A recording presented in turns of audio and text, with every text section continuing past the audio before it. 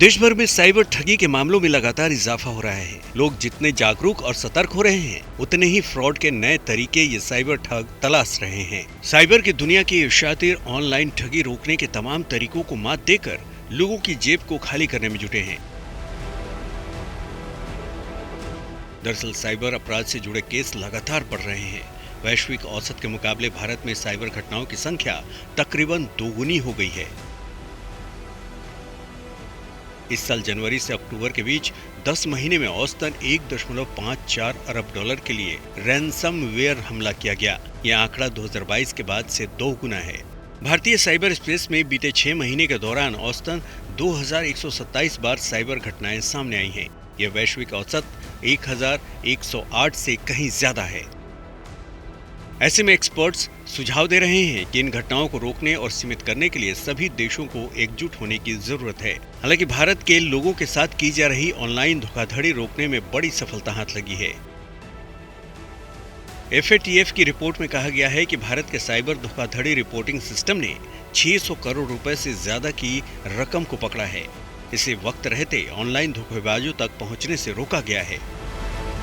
अप्रैल 2021 में cyber fraud रोकने के लिए CFCFRMS सिस्टम तैयार किया गया था, जो ऑनलाइन ठगी रोकने में बेहद कारगर साबित हुआ है।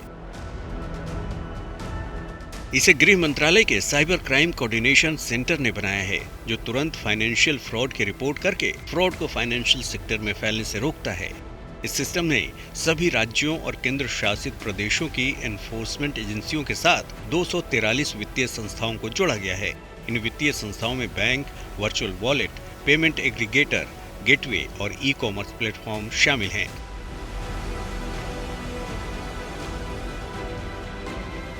CFCFRMS के काम करने के तरीका को अगर समझें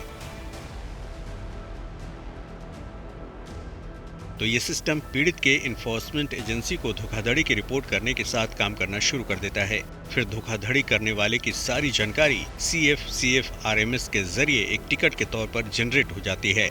ये टिकट संबंधित फाइनेंशियल यूनिट यानी बैंक, भुगतान वॉलेट वगैरह को भेज दिया जाता है। इसके बाद फाइनेंशियल यूनिट फ्रॉड की रकम की जांच करती है और उसे खाते में होने पर तुरंत वहीं रोक देती है। किसी दूसरे खाते में रकम ट्रांसफर होने पर टिकट को अगली यूनिट को भेज दिया जाता है। ये प्रक्रिया तब तक दोहराई जाती है जब तक कि पैसा रोक नहीं लिया जाता। पैसा निकाले जाने की स्थिति में कानूनी एनफोर्समेंट एजेंसी को कार्रवाई करने के लिए कहा जाता है। ऐसे में अब लोगों को ये जानकारी होनी अनिवार्य है कि वो साइबर फ्रॉड के केस में कहां शिकायत करें। जितनी जल्दी वो शिकायत करेंगे, उतनी ही ज्यादा रकम वापस मिलने की संभावना है।